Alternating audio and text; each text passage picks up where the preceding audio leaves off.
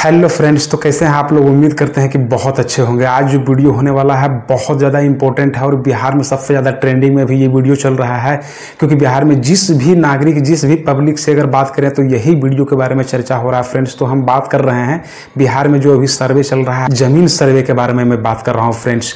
तो इसी के बारे में हम वीडियो बनाए हैं, क्योंकि बहुत सारे ऐसे रैयतधारी हैं, बहुत सारे ऐसे किसान हैं जिसके मन में ये चल रहा है कि इस सर्वे से क्या लाभ है, क्या हानि है, कहीं मेरा जमीन किसी दूसरे के नाम पर तो नहीं हो जाएगा, या हो सकता है कि सरकार का हो जाए जमीन। इसमें क्या क्या कागज चाहिए, क्या क्या फॉर्म चाहिए और कब तक ये करना है और इससे क्या फायदे होने वाले हैं, मैं सब कुछ के बारे में स्पष्ट विवरण बताने जा रहा हूं। सो फ्रेंड्स, मेरे वीडियो पे कंटिन्यू बने रहें।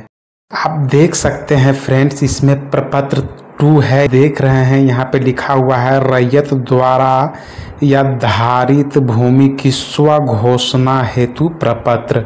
आप यहाँ देख रहे हैं लिखा हुआ है राजस्व ग्राम। राजस्व ग्राम का मतलब हुआ कि आप जिस गांव में रहते हैं वहाँ का नाम लिखाएगा। जैसे अगर यहाँ पे लिखा गया राजस्व ग्राम, अगर हम लिख देते हैं मुंगेर अगर लिख दिए फ्रेंड्स, उसके बाद थाना का एक नंबर होता है, तो यहाँ पे थाना का नंबर जो भी होगा वो डालना है। उसके हिसाब से रहता है। हर रैयत का, हर राजस्व ग्राम का अलग थाना नंबर होता है। उसके बाद होता है ये हल्का नंबर।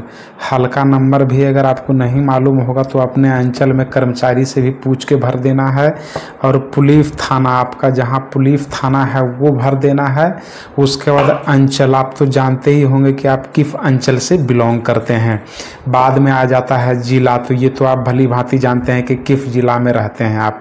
तो ये पहले प्रोसेस करके आपको वो सब सही सही भर देना है। उसके बाद देखिए यहाँ पे जो लिखा हुआ है रैयत का नाम, सह हिस्सेदारों का नाम एवं अंश अगर कोई हो तो सहित एवं पिता का नाम। इससे ये है कि रैयत अगर जो जिंदा है उसके नाम से यहाँ लिखाएगा, और अगर जो नहीं है, जो मर गया है, मतलब जिनका मृत्यु हो गया है, उनके नाम से ज़मीन है और अभी उनके बेटा के नाम से ज़मीन को करवाना है, उनके नाम से खाता खुलवाना है, तो फिर यहाँ पे लिखाएगा सब जिसके जिसके नाम पे खाता करवाना है उसके नाम पे लिखाना है। और नीचे में आपको, जैसे अगर मान लिया जाए मैं 3 नाम लेता हूँ, लाल मंडल, राम मंडल और श्याम मंडल, ये तीनों भाई है। उसके बाद फ्रेंड्स, अगर ये तीनों भाई है तो फिर यहाँ पे आपको क्या देखना पड़ेगा कि ये तीनों के नाम पे ज़मीन नहीं है। इसके पिताजी के नाम पे ज़मीन है लेकिन वो मर गया, तो फिर यहाँ लिखना पड़ेगा पिता स्वर्गीय पंकज मंडल। तो ये चीज़ आप देख रहे हैं, तो ऐसे लिखाएगा। या फिर अगर जिसके अगर सिर्फ उसी के नाम पे है और वो जिंदा है तो यहाँ पे उसका नाम लिखा जाएगा और यहाँ पे पिता का नाम लिखाएगा। पिता का नाम तो अनिवार्य है फ्रेंड्स। यहाँ अस्थाई पता आपका जहाँ है वो आपको देना है पूरा भर के। उसके बाद आ जाएगा खाता। वो डिपेंड करता है कि आपके पास कितने अकाउंट है, मतलब कि खाता का मतलब हो गया हर ज़मीन का खाता होता है। जैसे अगर आपके पास 10 ज़मीन है तो हो सकता है किसी का खाता नंबर 24 हो, किसी का खाता नंबर 42 हो, किसी का खाता नंबर 1 हो, किसी का खाता नंबर 14, इस तरह से हो सकता है। अगर डिफरेंस ज़मीन है तो हो सकता है खाता नंबर डिफरेंस होगा आपका, तो वो ध्यान दीजिएगा। उसके हिसाब से खसरा नंबर भी डिफरेंस होगा सबका, ठीक है। तो खसरा नंबर भी आपको जैसे कि हो सकता है इसका 448 हो, इसका 228 हो, इसका 132 हो, इसका 490 हो, इस तरह से खाता नंबर हो सकता है। रकबा, किस खाता खसरा में कितना है, जैसे इसमें हो सकता है 1 एकड़ 5 डिसमिल हो तो वो लिख देना है। इसमें हो सकता है 20 डिसमिल हो तो वो लिख देना है। इसमें हो सकता है 10 डिसमिल हो, वो लिख देना है। इसमें हो सकता है 2 एकड़ हो तो इसमें 2 एकड़ लिख देना है। ये हो गया। उसके बाद चौहद्दी, हर जमीन का एक चौहद्दी दर्शाया गया होता है। चौहद्दी का मतलब होता है फ्रेंड्स उत्तर दक्षिण पूरब पश्चिम। उत्तर में क्या है, दक्षिण में किसका है और पूरब में किसका है, पश्चिम में किसका है, ये आपको सबका चौहद्दी लिखना पड़ेगा फ्रेंड्स। उसके बाद आ जाता है ज़मीन का किस्म। दो प्रकार का ज़मीन होता है, एक ज़मीन हो जाता है घरेलू आवासीय जिसको बोलते हैं, और दूसरा ज़मीन हो जाता है धानहर, मतलब कि जो जोत आबाद वाला ज़मीन होता है, किसानी वाला ज़मीन। तो यहाँ पे जो होगा अपना उस हिसाब से लिखिएगा, आपको पता होगा कि क्या ज़मीन है। जैसे मान लिया जाए अगर इसका है ज़मीन आवासीय तो आवासीय लिख देंगे, ये भी है आवासीय, आवासीय लिख देंगे। ये दोनों अगर है धानहर तो धानहर यहाँ पे लिखा जाएगा फ्रेंड्स। उसके बाद शेष को छोड़कर लगान, आप हर साल कितना लगान भरते हैं, अगर ये जानकारी आपको है तो ठीक है, जानकारी नहीं है तो ये आप छोड़ भी सकते हैं। जमाबंदी संख्या आप देख लीजिए, जितना सारा खाता खसरा इधर लिखा हुआ है, इसका जमाबंदी संख्या अगर आपको मालूम है तो यहाँ लिखना है। जैसे अगर इसका 280 जमाबंदी संख्या हो सकता है, एक एग्जाम्पल दे रहे हैं आपको, हो सकता है इसका 560 हो, या हो सकता है ये दोनों एक ही के साथ किया गया हो, तो हो सकता है ये दोनों मिला के 690 हो। इस तरह से जमाबंदी संख्या आप अपना देख लीजिएगा, ना होगा तो आपका रसीद में लिखा होगा फ्रेंड्स। उसके बाद यहाँ क्या है कि भूमि पर दावा का आधार यथा उत्तराधिकार, दान या क्रय या बंदोबस्त, इसमें से किस टाइप का भूमि है। जैसे मान लीजिए ये ज़मीन अगर मेरे परबाबा के नाम पे और मेरे नाम पे करना है तो फिर इसमें क्या हो जाएगा, ये उत्तराधिकार हो जाएगा, उत्तराधिकार हो जाएगा फ्रेंड्स। क्योंकि उत्तराधिकार का मतलब होता है कि अपना बेटा बेटी को वो ज़मीन उसको मिलना। और अगर मान लिया ये ज़मीन हम किसी से खरीदे हैं तो ये हो जाएगा क्रय। और सपोज दैट ये ज़मीन अगर किसी ने हमको दान में दिया है तो यहाँ दान लिखना है फ्रेंड्स, ये हो गया। इसके अलावा अगर कोई व्यक्ति बचा हुआ है तो वो यहाँ मेंशन करना है, अगर नहीं बचा हो तो इसको छोड़ देना है। ये तो आप देख लिए हैं। उसके बाद नीचे में यहाँ आ रहा है स्थान। स्थान आपको जहाँ से देना है वहाँ दे देना है। जैसे अगर आप मुंगेर से हैं तो मुंगेर स्थान दे देना है फ्रेंड्स। तिथि जितना होगा, आपका जितना भी तिथि होगा वो आपको दे देना है तिथि। और बाकी यहाँ पे देखिए लिखा आ रहा है कि रैयत का हस्ताक्षर या अंगूठे का निशान, मोबाइल नंबर एवं आधार नंबर। यहाँ पे रैयत अपना हस्ताक्षर करेगा, यहाँ पे उसका मोबाइल नंबर, और यहाँ पे इसका ये हो जाएगा मोबाइल नंबर और ये हो जाएगा आधार नंबर। ये दोनों एकदम देना कंपलसरी है फ्रेंड्स। तो हमने आपको ये तो बता दिया स्पष्ट रूप से कि कैसे क्या फॉर्म भरना है नहीं भरना है। ये तो प्रपत्र 2 था फ्रेंड्स। अब हम प्रपत्र 3 को बताते हैं, क्योंकि प्रपत्र 3 भी जानना बहुत ज़्यादा ज़रूरी है। तो ये प्रपत्र 3 है, प्रपत्र 3 भी भराएगा उसी के हिसाब से। प्रपत्र 3 में आप देख रहे हैं कि इसमें भी लिखा हुआ है अंचल, आपका जहाँ अंचल होगा वो अंचल लिखिएगा। यहाँ लिखा रहा है जिला, तो जिला भी आपको लिखना है। उसके बाद विषय, स्वयं की वंशावली समर्पित करने के संबंध में, मतलब हम अपना खुद का वंशावली बना रहे हैं, और ये बनाने में आपको किसी के यहाँ जाने का जरूरत नहीं है फ्रेंड्स। यहाँ महाशय उपरोक्त विषय के संबंध में सूचित करते हुए यह कहना है कि मैं, अगर पुरुष है या अगर एक इंसान अगर भरना है यहाँ, जैसे कि कोई एक इंसान अगर फॉर्म यहाँ भरेगा तो यहाँ हम लोग काट देंगे मैं भरेगा, और अगर 3-4 आदमी रहेगा तो मैं काट देंगे हम लोग। तो यहाँ पे देख रहे हैं कि यहाँ एक एग्जाम्पल हम दिए थे, इसमें फॉर्म 2 में आप देख सकते हैं 3 आदमी है तो यहाँ मैं हम काट देंगे और हम लोग रहेगा। तो यहाँ श्रीमती कट जाएगा क्योंकि यहाँ पे सब पुरुष है, तो इसलिए यहाँ हो जाएगा लाल मंडल हो जाएगा। उसके बाद हो जाएगा राम मंडल, उसके बाद हो जाएगा श्याम मंडल। तो ये हो गया फॉर्म 2 के अकॉर्डिंग ही भराएगा फॉर्म 3। उसके बाद इसमें क्या है, इसमें इसके पिताजी का नाम यहाँ आएगा। आप कौन हैं, तो हम लोग तो ये सब पुत्र है, तो पुत्र है तो ये दोनों कट जाएगा। तो ये तीनों में एक ही चीज़ आएगा। ये तीनों को आप ऐसे करके और पंकज मंडल आप लिख सकते हैं, क्योंकि तीनों के पिताजी सेम ही है। उसके बाद फिर यहाँ पुत्र या पत्नी, ये तो नहीं भराएगा क्योंकि इसमें आपको कुछ देना ही नहीं है। अगर कोई और है तब वहाँ लिखा जाता है। निवास, आप कहाँ के रहने वाले हैं वो लिखना है। और फिर यहाँ पे आप देख रहे हैं कि ग्राम, किस ग्राम से आप हैं वो लिखना है। पुलिस थाना आपका क्या है वो लिखना है।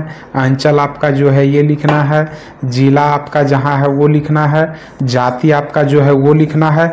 ने भूमि जिसका विवरण आवेदन के साथ संलग्न प्रपत्र 2 में अंकित है। मतलब इसमें जो लिख रहे हैं हम उसके हिसाब से मेरा प्रपत्र 2 के हिसाब से हम इसमें दे रहे हैं, और ये यहाँ पे वही कह रहा है कि प्रपत्र 2 में जो अंकित है। फिर यहाँ पे है स्वर्गीय, तो स्वर्गीय यहाँ देखिए पहले लगा रखा है, तो यहाँ पे किसके नाम पे ज़मीन है, तो यहाँ देखिए पंकज मंडल के नाम पर ज़मीन है, ये तो स्वर्गीय है, तो हम यहाँ लिख देंगे स्वर्गीय पंकज मंडल, जिसके नाम पर यहाँ ज़मीन होगा। उसके बाद इसके पिता का नाम, इसके पिता का नाम राधे मंडल, ये भी स्वर्गीय हो जाएगा। उसके बाद फिर यहाँ ग्राम लिखाएगा, राजस्व ग्राम वही होता है। उसके बाद फ्रेंड फिर अंचल हो जाएगा, जमाबंदी संख्या जो जानते हैं वो लिखना है आपको। उसके बाद यहाँ है कि खतियान में अंकित, मतलब कि आपका खतियान है कि केवाला है, कौन सा ज़मीन है आपको यहाँ वो लिखना है। उसके बाद खाता नंबर यहाँ डालना है, खसरा नंबर यहाँ डालना है, और फिर यहाँ रकबा डालना है, लगान कितना भरते हैं वो डालना है।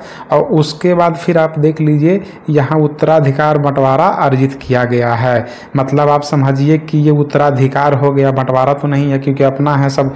उसके बाद मैं कट जाएगा, हम लोग रहेगा, वंशावली हो जाएगा। उसके बाद अर्जित किया हूँ वो हो गया। फिर यहाँ पे नीचे आना है फ्रेंड्स, उसके बाद मेरा कट जाएगा, हम लोग हो जाएगा। उसके बाद नीचे आपको आना है, नीचे यहाँ पे हर जगह देख लीजिए मेरा कट जाएगा, हम लोग हो जाएगा। और यहाँ पे याचिकाकर्ता का हस्ताक्षर हो जाएगा। उसके बाद फिर आप इधर या इसके पीछे में वंशावली का एक पूरा लिस्ट बना सकते हैं। जैसे वंशावली में ऐसे बनेगा, आपको हम इधर दिखा देते हैं बना के। जैसे कि यहाँ पे 3 गो है, तो सबसे पहले यहाँ लिखाएगा स्वर्गीय राधे मंडल। उसके बाद ऐसे हो जाएगा, इसका एक बेटा था, इसका नाम है स्वर्गीय पंकज मंडल। फिर यहाँ से आना है और इसका 3 बेटा हो गया, एक हो गया लाल मंडल और दूसरा हो गया राम मंडल और तीसरा हो गया श्याम मंडल। तो इस हिसाब से आपको बनाना है। ये आपका वंशावली हो गया, लिख देना है वंश वृक्ष, तो ये हो गया वंश वृक्ष आपका। और बस इस फॉर्म हो गया। देखिए अब हम यहाँ स्पष्ट कर रहे हैं, अब हो गया प्रपत्र 2 और 2 नंबर में हो जाएगा प्रपत्र 3(1). उसके बाद हो जाएगा जितना ज़मीन है, जितना ज़मीन सभी का केवाला अगर हो तो उसके बाद फिर 4 नंबर में सभी का लगान रसीद ये दे देना है। 5 नंबर में आधार कार्ड सभी का, और 6 नंबर में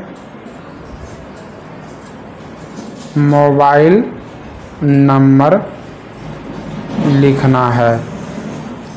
ये सारा इतना फॉर्म लेकर के फ्रेंड्स, ये सारा कुछ लेकर के आपको या तो जहां आपका ऑफिस है वहां जाके जमा कर देना है अंचल में, या फिर आप इसे ऑनलाइन मैक्सिमम 3 MB में सारा फाइल बना के और इसको DLRS के वेबसाइट पर जाके DLRS के वेबसाइट पर जाके वहाँ आपको इसका हम एक पर्सनल वीडियो बनाएंगे, वहाँ जाके आपको इसको अपलोड करवाना है। किसी साइबर कैफ़े में जाकर आप अपलोड करवा सकते हैं।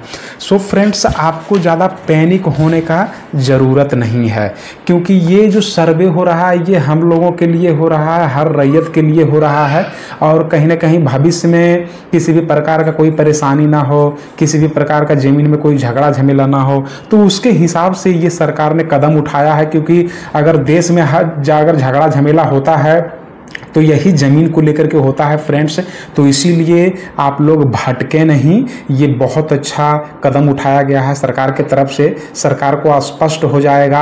अब जो है ना इस बार 125 साल पुराना बहुत कागज पत्तर हो गया है, जिस वजह से किसी को पता नहीं चल पाता है कि किसका ज़मीन किधर है नहीं है। इसलिए सरकार ये जो करवा रहा है सर्वे ज़मीन का, ये बहुत इंपॉर्टेंट है। और सब अपना अपना भागीदारी बने और सब अपना अपना कागज पत्तर जमा करें। ज़्यादा पैनिक होने का कोई ज़रूरत नहीं है, दूसरे अफवाहों में नहीं रहें।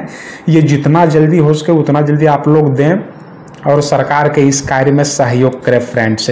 और किसी प्रकार का अगर कोई डाउट होगा तो मुझे कमेंट जरूर कीजिएगा, मैं कमेंट के माध्यम से आपको बताऊंगा।